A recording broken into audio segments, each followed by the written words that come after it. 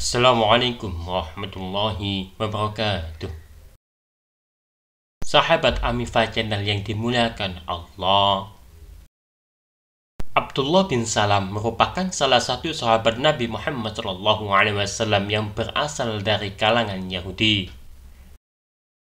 Awalnya nama sahabat Nabi itu adalah Al-Husain bin Salam, hingga akhirnya nama tersebut diganti oleh Rasulullah SAW setelah masuk Islam. Abdullah bin Salam dikenal sebagai seorang pendeta Yahudi dan merupakan cucu dari Yusuf bin Yakub alaihi salam. Membuatnya menjadi orang yang paham betul tentang ajaran-ajaran Taurat. Karena pengetahuannya tentang Taurat yang membuat Abdullah bin Salam dihormati di Yahudi dan terpilih sebagai pemimpin umat tersebut di Madinah. Tidak seperti kebanyakan umat Yahudi lain yang enggan untuk menerima kebenaran tentang kemunculan Nabi terakhir.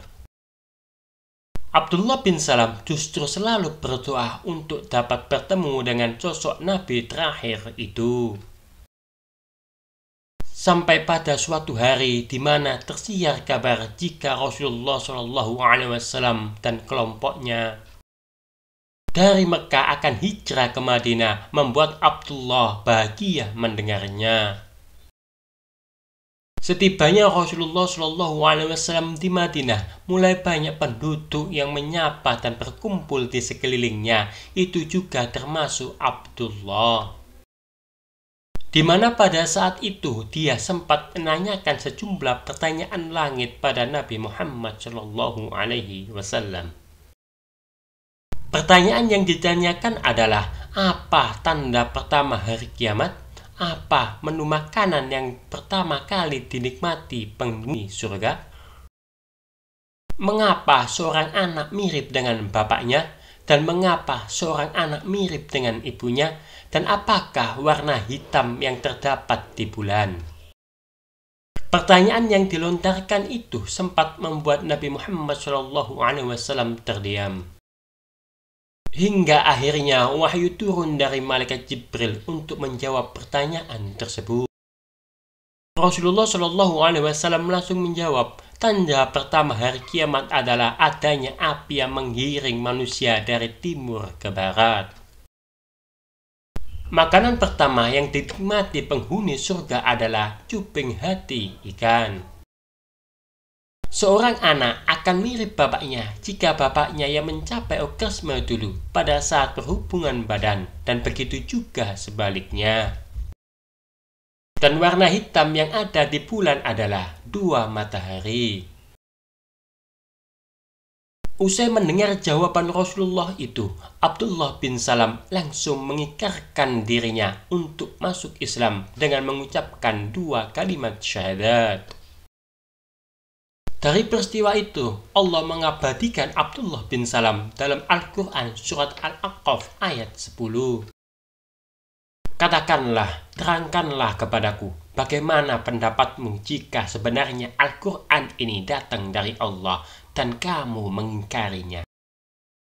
Padahal ada seorang saksi dari Bani Israel yang mengakui kebenaran yang serupa dengan yang disebut dalam Al-Quran, lalu dia beriman.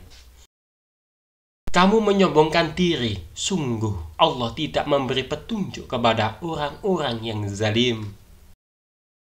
Dalam riwayat lain disebutkan jika Abdullah bin Salam sempat mengamati Rasulullah SAW dan langsung mengetahui bahwa dia adalah Nabi terakhir.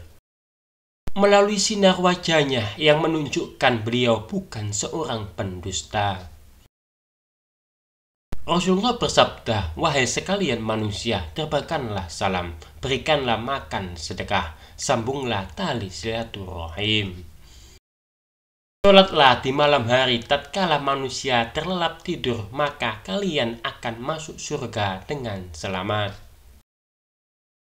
Keislaman Abdullah ini sempat disembunyikan dari kaum Yahudi karena dia menganggap bahwa mereka adalah pendusta, pembohong, dan pengkhianat karena tidak mau menerima kebenaran.